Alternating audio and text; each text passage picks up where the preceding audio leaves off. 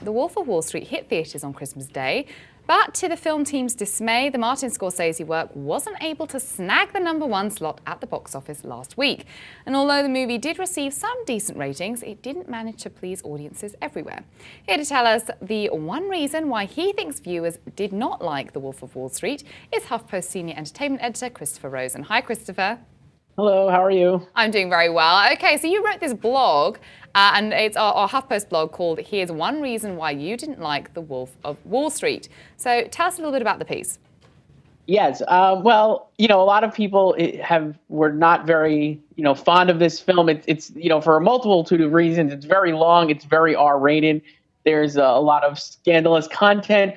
Also, there's a whole thing with the idea that we're watching basically a villain bilk us, regular people, out of millions of dollars. That's how he got rich. He was a stockbroker who embezzled all this money away from his clients, by lying to them and, misleading them. So, and I think the film makes, the film kind of takes him to task for that, but it also takes the audience to task a lot because, we kind of allow this behavior to happen. And the piece that I wrote stipulates basically that people don't want to hear that necessarily or don't like that in a film. They kind of want a more traditional thing where this guy did something wrong and he will get punished for it. And that's not really the story that happened. So I think, the marketing campaign for this film and, the trailers and stuff, you're watching it, you're like, this looks like a big party and it's going to be a lot of fun. And it is. But while it's also fun, you're kind of like supposed to also feel really bad about what you're watching and maybe think a little more aggressively about your own stuff. And Yeah. I think, some people don't like that. Yeah, and you were saying as well at the beginning of your piece that there's this trend, you call it an unsettling trend that should get retired in 2014. What is that trend and why do you think that is? And do you think it's going to fade, this idea of people writing about or reviewing films based on what they wanted it to be as opposed to what it was? Do you think it's going to fade away?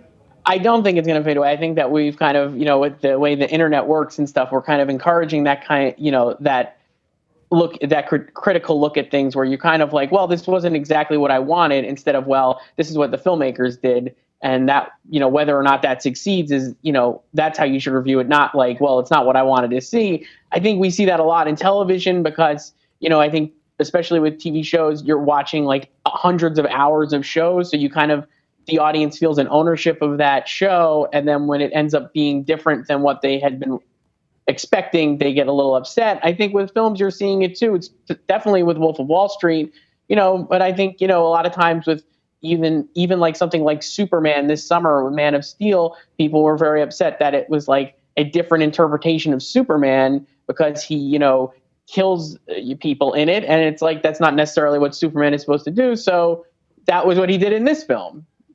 And, I don't know. I don't think and you were saying, that you kind of obviously outlined even a number of reasons why you didn't particularly like the film. There wasn't just one reason, then there were a number of them. It wasn't like a one sticking point.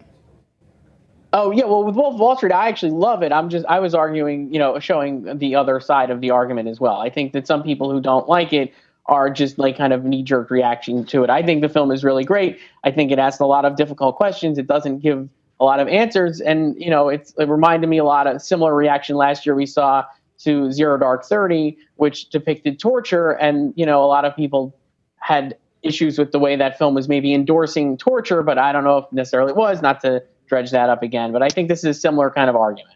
Yeah, well, it's still reached a #2 slot at the box office. So some people like it, and it's a Scorsese after all, and I have a soft spot for Scorsese, I have to say. But thanks so much for joining us today, Chris, for an outline. Thank you. Happy New Year. Happy New Year to you as well.